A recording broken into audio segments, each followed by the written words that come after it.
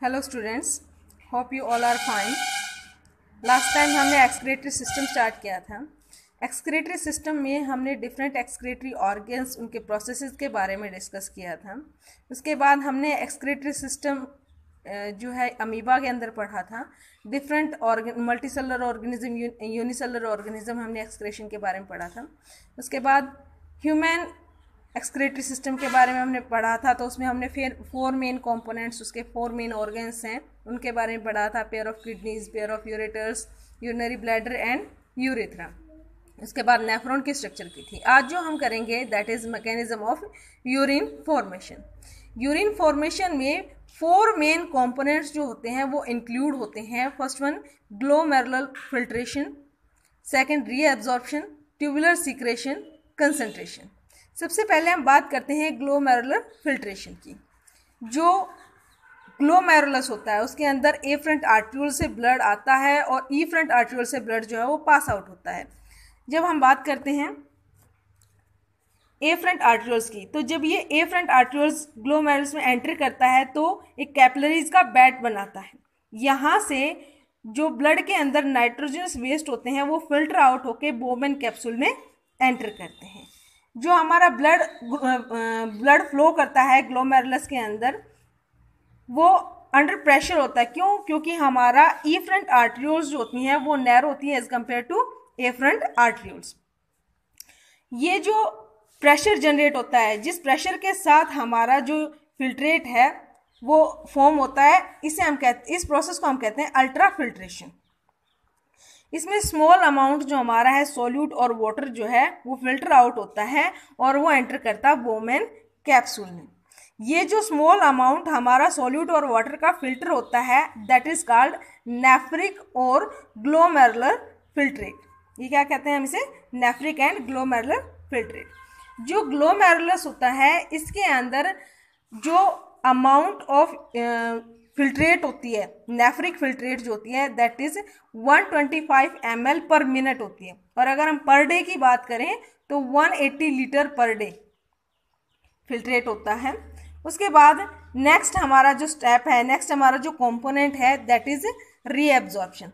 Reabsorption की अगर हम बात करें तो इसमें कह रहा है कि जो हमारा नेफ्रिक फिल्ट्रेट था, जिसे हमने ग्लोमेरुलर फिल्ट्रेट भी कहा था, इसे हम प्राइमरी यूरिन भी कह सकते हैं। इसे प्राइमरी यूरिन क्यों कह रहे हैं? क्योंकि अभी से फाइनल यूरिन बनने के लिए डिफरेंट स्टेजेस से पास आउट होना पड़ेगा। तो हमारा जो प्राइमरी यूरिन है, नेफ्रिक फिल्ट्रेट जो हमारा है, इसमें क्या रह रहा है कि आगे पास आउट हो जाता है किसके अंदर? पीसीटी के अंदर। आगे हमारा पीसीटी है, फिर लूप ऑफ हेनले होता है, उसके बाद डीसीटी है और उसके बाद कलेक्टिंग ट्यूब्यूल है। तो सबसे पहले नेफ्रिक फिल्ट्रेट जो है वो बोमेन कैप्सूल से कहाँ एंटर करता है? पीसीटी में एंटर करता है। पीसीटी, डीसीटी, इवन कंप्लीट हमारा जो नेफ्रॉन होता है वो हमारी डिफरेंट जो पेरीट्यूबुलर कैपिलरीज हैं उससे कवर होता है लाइक दैट। ये हमारा ईफ्रंट जो आर्ट्रियोल्स जो हैं यहाँ से ये कैपिलरीज निकल रही हैं, कैपिलरीज का बेड बना रही हैं, उसके बाद जो हमारा रेनल वेन है उसमें पास आउट हो रही है। तो ये जो कंप्लीट जो कैपिलरीज का बेड बना हुआ है हमारे नेफ्रॉन को कवर किया हुआ है, ये क्या करती हैं? रीएब्जॉर्ब कर लेती हैं कुछ इंपॉर्टेंट हमारे जो कंपोनेंट होते हैं उसके। कौन कौन से इंपॉर्टेंट या यूजफुल कंपोनेंट होते हैं? जैसे कि ग्लूकोज है, अमीनो एसिड है, विटामिन सी है, कैल्शियम है, पोटाशियम है, सोडियम क्लोराइड है, बाइकार्बोनेट्स एंड वाटर। सबसे ज़्यादा वाटर रीएब्जॉर्ब होता है, इसका अमाउंट होता है 75% जो हमारा वाटर है वो रीएब्जॉर्ब कर लिया जाता है। जो हमारा प्राइमरी यूरिन होते हैं उसमें से मैक्सिमम वाटर होता है और वो 75% वाटर जो है वो रीएब्जॉर्ब कर लिया जाता है। बाइकार्बोनेट्स जैसे इसमें रीएब्जॉर्ब किए जाते हैं, जो हमारी बॉडी में बफरिंग का काम करते हैं, buffer as an buffer use होते हैं। तो ये सब रीएब्जॉर्ब कर लिए जाते हैं किसके थ्रू? पेरीट्यूबुलर कैपिलरीज के थ्रू। पेरीट्यूबुलर कैपिलरीज जो हमारी हैं ये इन सबको रीएब्जॉर्ब करके हमारी बॉडी को प्रोवाइड करते हैं और जो रिमेन रह जाता है, जो वेस्ट रह जाता है वो चला जाता है हमारी डीसीटी में, लूप ऑफ हेनले से होते हुए डीसीटी में चला जाता है। कुछ अमाउंट जो हमारा रीएब्जॉर्प्शन का है वो डीसीटी में भी होता है, सेलेक्टिव रीएब्जॉर्प्शन जिसे हम बोलते हैं। उसके बाद हम बात करेंगे ट्यूबुलर सीक्रेशन की। ट्यूबुलर सीक्रेशन की अगर हम बात करें तो इसे हम लिगमेंटेशन भी कह सकते हैं। इसमें कह रहा है कि जो ट्यूबुलर सीक्रेशन यानी कि ट्यूब लाइक स्ट्रक्चर जो है उसमें सीक्रेशन हो रहा है, तो ये मेनली कहाँ पे होता है, हमारा पीसीटी और डीसीटी में। मेनली तो होता है हमारा डीसीटी में, स्मॉल अमाउंट हमारा पीसीटी में भी हो सकता है। उसके बाद कह रहा है कि जो हमारा एक्टिव सीक्रेशन जो होता है वेस्ट प्रोडक्ट्स का ब्लड कैपिलरीज के थ्रू, यानी ब्लड कैपिलरीज में जो वेस्ट है वो हमारे जो नेफ्रॉन का ट्यूबुलर पार्ट है उसमें जो सीक्रेट किया जाता है। उसके बाद कह रहा है कि ये जो वेस्ट प्रोडक्ट कौन कौन से हैं तो जिनका सीक्रेशन किया जाता है, that is urea, uric acid, creatinine, extra salt, sodium potassium ions, hydrogen ions, ये डिफरेंट वेस्ट प्रोडक्ट हैं जिनका सीक्रेशन किया जाता है ब्लड कैपिलरीज के थ्रू, किसके अंदर, रेनल ट्यूब्यूल के थ्रू, रेनल ट्यूब्यूल के अंदर।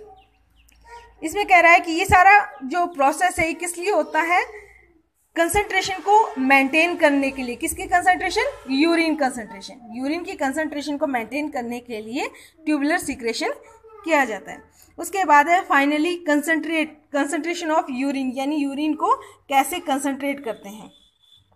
तो इसमें कह रहा है कि हमने बताया 75% जो वाटर है हमारा वो पीसीटी में जो है वो एब्जॉर्ब कर लिया जाता है। उसके बाद कुछ हमारा जो पार्ट होता है वो डीसीटी में सिलेक्टिव रीअब्जॉर्प्शन के थ्रू एब्जॉर्ब कर लिया जाता है वाटर का।